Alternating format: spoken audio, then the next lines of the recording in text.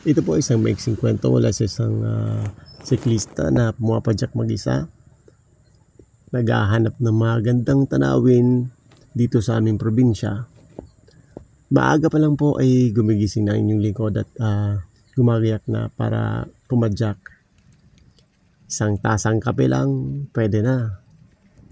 At pagdating naman po sa mga dadaanan ay meron namang mabibiling kainan na pwedeng kainan. Kaya doon na lang po ako nag-almusal. Madalas po ako nagagabi sa mga bundok, sa mga falls, sa mga lugar na kung saan ay merong magandang tanawin. Pinipicturan at binivideoan ko po yon at ina-upload ko dito sa Facebook and YouTube para man po kahit paano ay ibigay ko din po sa inyo or i-share ko din po sa inyo ang aking mga nakikita dito sa mga liblib na lugar sa aming probinsya dito sa Albay. Kaya po nakita nyo naman po madalas na ang mga post ko ay talagang para sa nature. Kasi po yan po talaga ang aking gustong gawin. Kahit nakakapagod umakyat sa bundok, nakakapagod pasanin yung bike ko, okay lang po.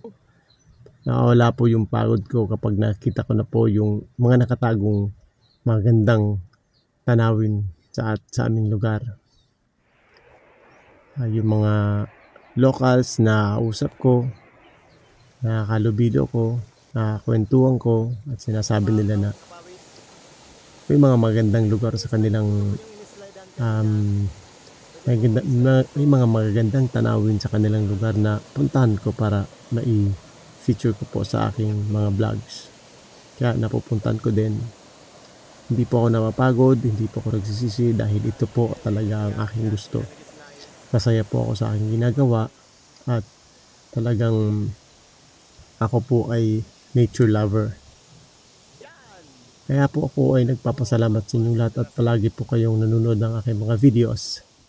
Hindi nyo po ako pinapabayaan, tinatangkilik nyo po ang aking mga post sa YouTube and sa Facebook. Sana po ay huwag kayong magsawa at patuloy nyo po akong suportahan. Dahil marami pa po akong lugar na gustong marating, hindi lang po dito sa aming province, kundi sa buong Bicol at buong Pilipinas. Hindi pa po pinapalad ang inyong lingkod na makakuha ng sponsor na tutulong sa akin para maikot ko po ang ating probinsya ay ang ating